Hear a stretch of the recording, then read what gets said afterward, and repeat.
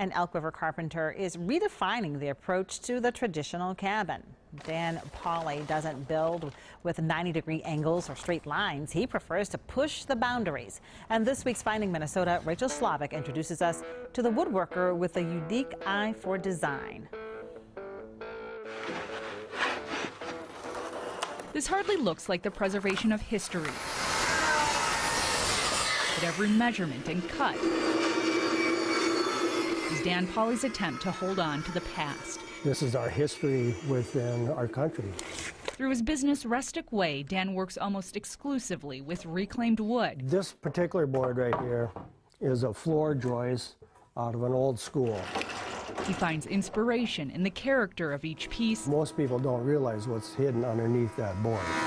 An appreciation for carpentry learned along the way. Well, I'm a fourth-generation carpenter. Dan emphasizes the value of custom-made in a time of mass production. I think the industry is getting somewhat generic. No surprise, his most recognizable work is anything but ordinary. This is the original building. Always one to let creativity influence his craft. Well, I actually took the boards and split the boards. Dan wanted to defy traditional technique when building a sauna 28 years ago. As soon as I built it, I figured I must have done something because, I mean, people were taking pictures of it, knocking on my doors and stuff, and wanting to know what it was. That design would eventually become his signature product. It's amazing to watch people, what happens to them when they look at it.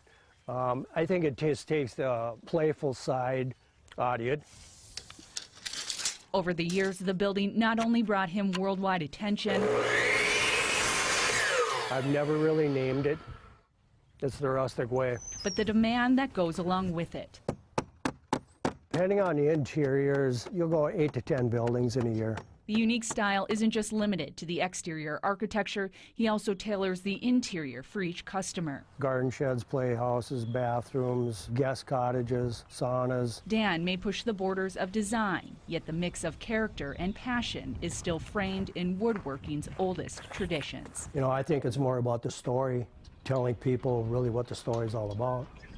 Rachel Slavic, WCCO 4 News. Dan is looking for someone to eventually take over the construction of the whimsical buildings. He doesn't have kids, but still wants to find someone to continue his work. If you have a Finding Minnesota idea for Rachel Slavic or John Lordson, share it with them. Go to our website, wcco.com/links.